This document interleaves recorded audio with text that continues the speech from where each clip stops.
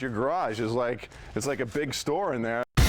If you're at a loss when it comes to landscape, These pieces would be expensive if you bought them in the store. Chris Lampton says let your mess be your muse.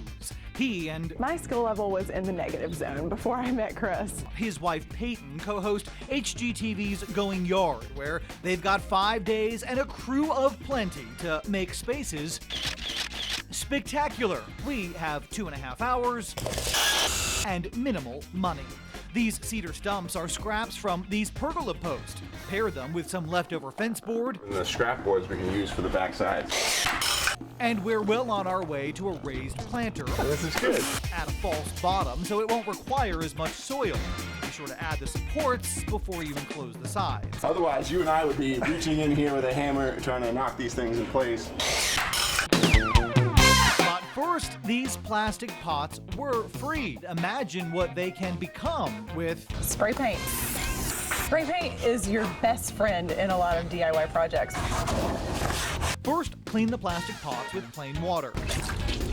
Pick a color that will pop. We chose green and red to complement our patio cushions, and Always keep your hand moving. You don't want to just stay on one spot because then that's going to cause the paint to drip. be sure the paint you select is meant for your material.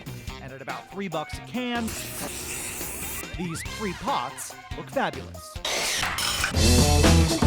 It's a lot less expensive to plant your own herbs than to go out and buy them from the grocery store. At a cost of just $20 for plants, an herb garden will ultimately pay for itself for varying colors and textures. I would put your higher pieces in the back, closer to the fence, lower pieces in the front, and that way you have easy access to getting what you need. This was what, 45 minutes? 45 minutes. Most of the materials we cut from your garage, so very cost effective. Back to that raised planter project. Before filling it with soil, add landscape fabric. It will keep moisture at bay and extend the life of the wood. Then fill it up, trim the excess, and It's actually not that bad. slide it into place. Next, add plants. There is no front and back. You can put some nice height in the middle and then flank it on both sides with some beautiful flowers. Total cost, $34 for plants.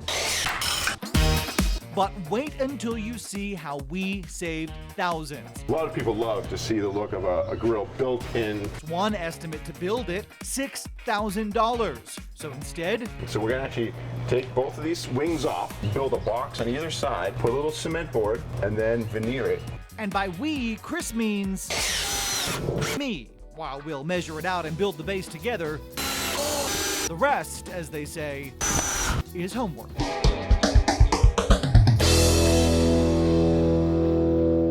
So how'd I do on my own? Take a look. My completed homework assignment. Stacked slate, cedar trim, porcelain tile top. 2 weekends to complete, a whole lot of sweat equity, and of course, a whole lot of money saved. I'll walk you through it step by step in an online photo album. It's on my Facebook fan page. You'll find a link right now, myfoxdfw.com. I'm Steve Noviello. That's my 2 cents. Spend it wisely.